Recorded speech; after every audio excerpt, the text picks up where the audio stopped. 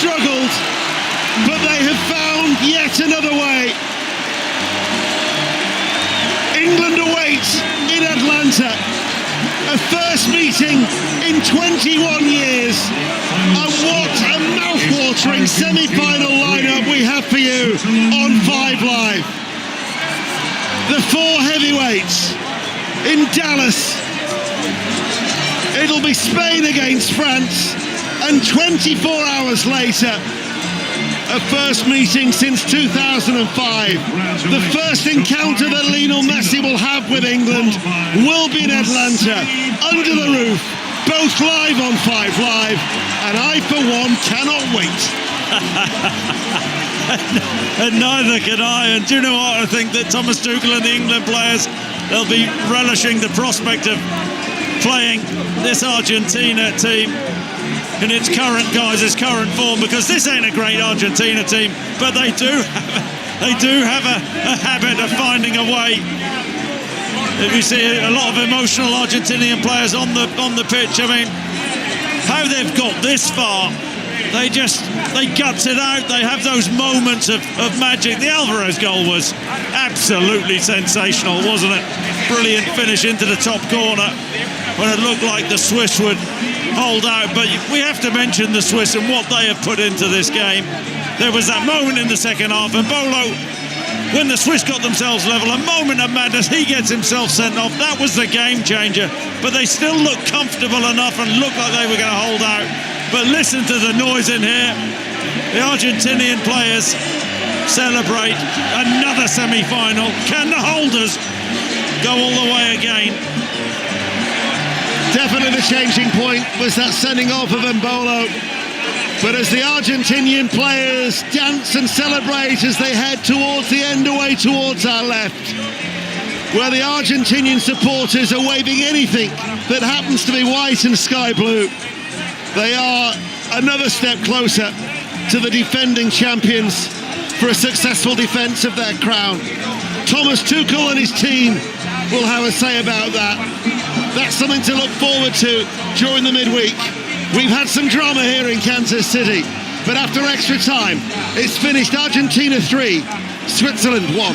An absolute thriller brought to you here on 5 Live by Ian Dennis and Chris Sutton. And so 40 years on from Maradona's magic, the hand of God, the goal of the century, the world champions driven forward by the mercurial Lionel Messi will meet England at a World Cup once again. I mean, Guillaume Balaguer has been alongside us in stadium for the entirety of this game. Guillaume, I mean, I don't know, just these pictures are incredible. What we're getting are obviously limited. I mean, on one hand, you see the Argentina players consoling the Swiss side, who were incredible throughout, very, very brave, stoic in their defensive efforts.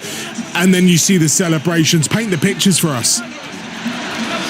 Yeah, it's relief on one hand, but at the same time the realization that they're just making history, and they're making history for themselves. For these fans that have been a little bit quiet, there's been tension throughout the game. There were moments when they felt like there was a corner or Messi had the ball.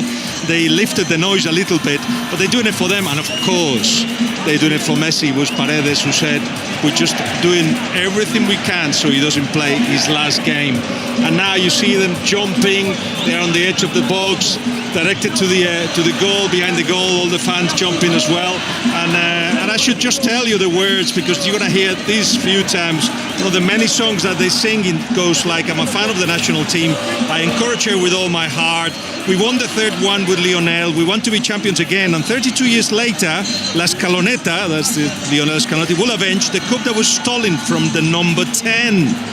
Now they're talking about 1990 World Cup, where they lost against West Germany, and they don't forget that. So, and after that, there is a little mention to you, because I'm Argentinian from cradle to grave, from the Falklands, for Diego, for Leo's last one. Argentina, I want to see you become two-time champion. For Leo.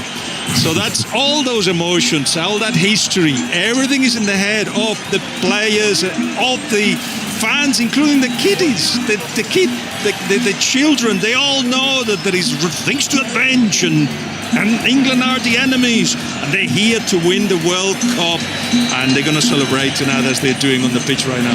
I mean, you talk about emotion, just seeing pictures of Julian Alvarez stood in front of the Argentina fans, wiping the sweat from his brow, just taking it all in, no emotion on his face. He looks absolutely shattered. Tim Vickery, South American football expert with us. I mean, I can't imagine what Buenos Aires would be like right now, but Julian Alvarez, what a moment.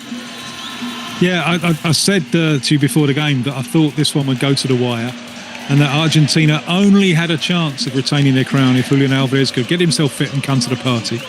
And, well, the two goals there at the end of the game, the first one that clinches it, really, the one that makes it 2-1, is just an extraordinary shot from the edge of the area. But the third goal, right at the end, who is it? It's the striker with the soul of a midfielder, running back into his own half, just getting a nick onto the ball to win possession, and that starts the counter-attack, and then it's Nico Gonzalez to Lautaro to Almada, saved by the goalkeeper Lautaro, making it 3-1. So Alvarez finally has come to the party, which is great news for Argentina.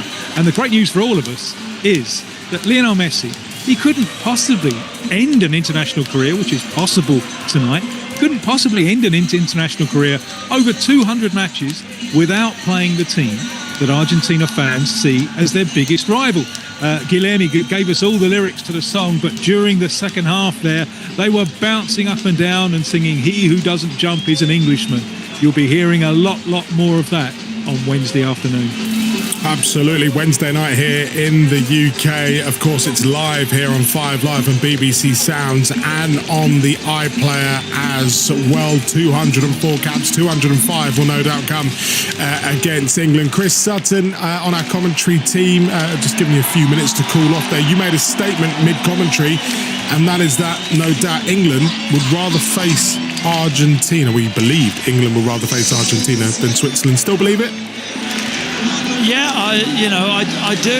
From what I've seen of Argentina, in this competition, I think that they're a sort of pretty average team, and yeah, of course they've got the magical moments that Messi possesses, and Alvarez with a finish like that. But I think England are a better football team than Argentina, and the way that the Swiss played, I mean, it's actually.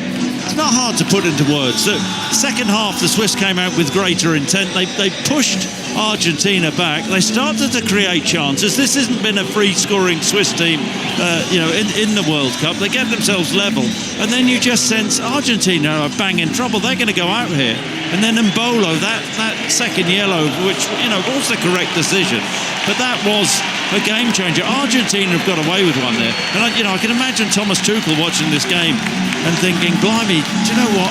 I'm glad. I'm glad we're not facing the Swiss. They were the better team on the night, but England, Argentina, that's the better tie. That's the